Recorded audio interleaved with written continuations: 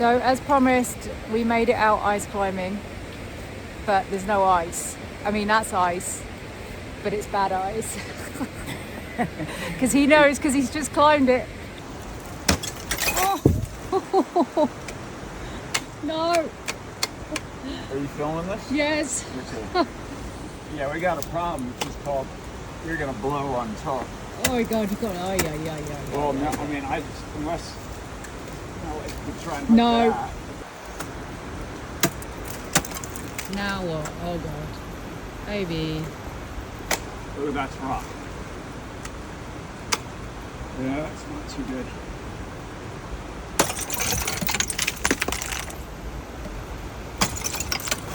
We're actually at Catskill Falls, which is a very famous waterfall in New York State, and it's not iced up enough to climb, but we're giving it our very best. Well, you know what? I have another idea.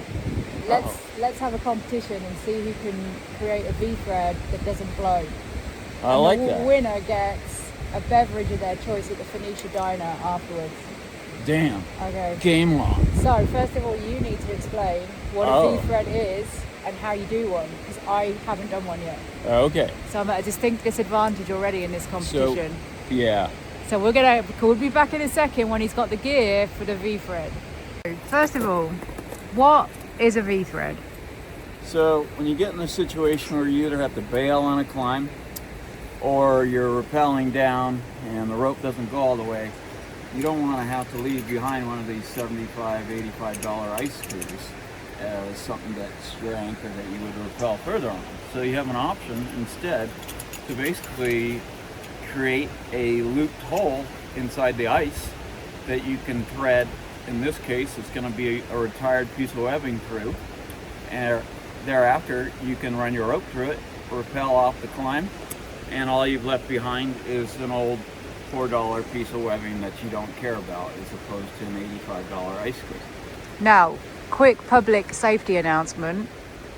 If you can come back in the summer and collect the retired webbing so it doesn't litter up nature, that's probably a good idea, right? That is. That's something that came up recently on a Canadian ice climbing group forum on Facebook, and they noticed bottom of popular climb in the summer littered with all these webbings and threads. So climbers have a duty to yeah. keep the place beautiful. But we're going to show you a way to get around that in a moment, so you don't leave. Love it. One of these. Second public safety announcement. Is this safe for the average person to try when they're walking through nature and there's a lot of ice around? Not necessarily. Like we have a trail below us, and there are a lot of, I would call them civilians, people from the city. I've seen a lot of New York Yankees caps, New York Jets t-shirts, etc. And no, I don't want to knock this rotting piece of ice down on them. Okay, so we're going to be careful. All right, so a V-thread helps you bail in a situation, in inverted commas.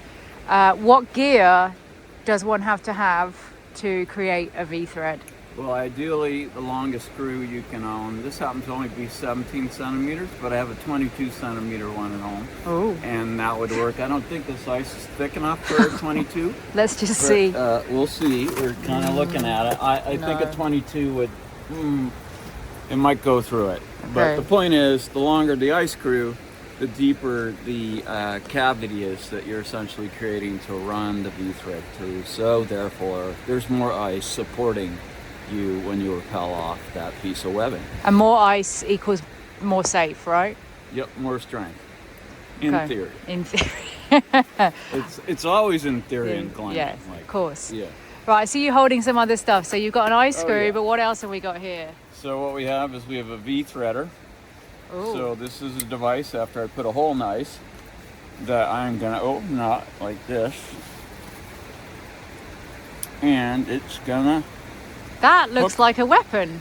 Yeah, of sorts. Okay. And then I already talked about these disposable pieces of webbing. Webbings. And then I always carry a bail beaner with me. But what you want to do, of course, is look for where the ice is thickest right now, because this is a pillar that's rotting away. It's not thick up here. It's thickest down here at the base. And it's quite white. I'm seeing a lot of white in here, which is telling me that this is the thickest part. What I want to do, because there's not a lot of depth to the back of this, is I'm going to do what was traditionally done. I'm going to come in from this angle. So let's get this in here. And you can see what I do is I torque the head back and forth, and that initially gets the teeth to bite. And then I go in from there, and this has a little more angle than I wanted. It was going that way too much, and I want it to go back straighter so that I get more depth. So I've just re-aimed it so it's more directly into the ice.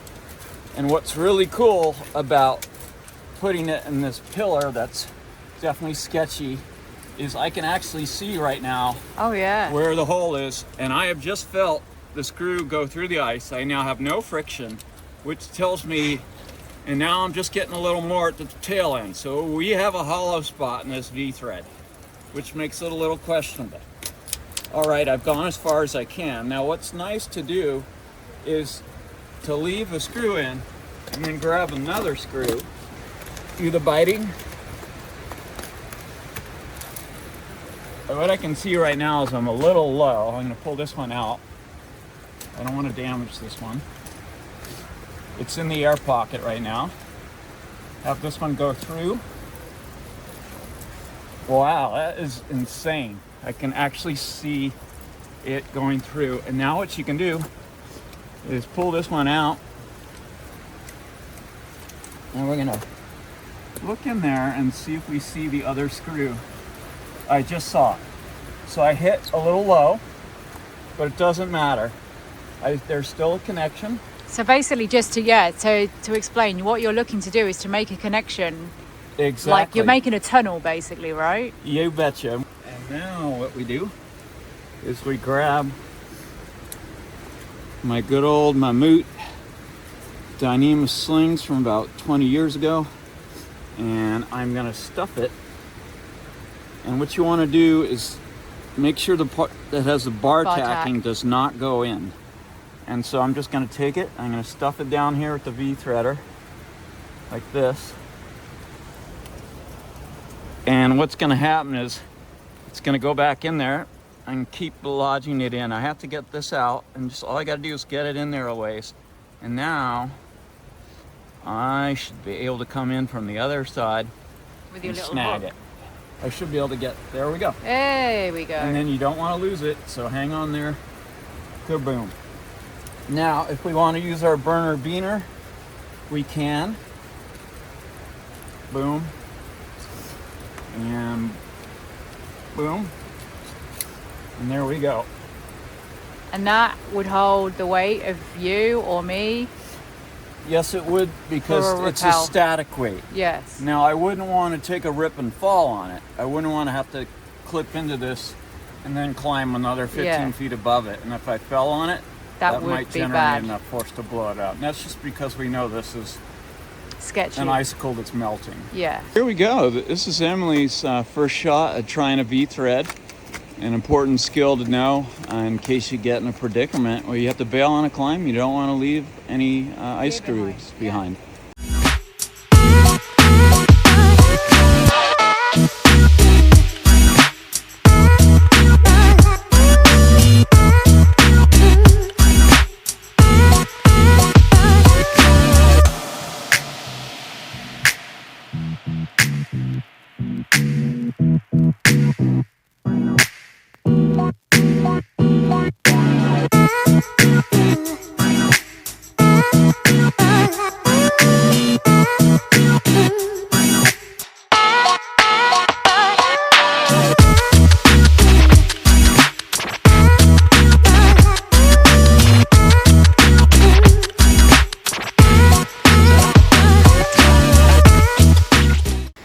That was actually really useful. Yeah. Like, I'd never done one before.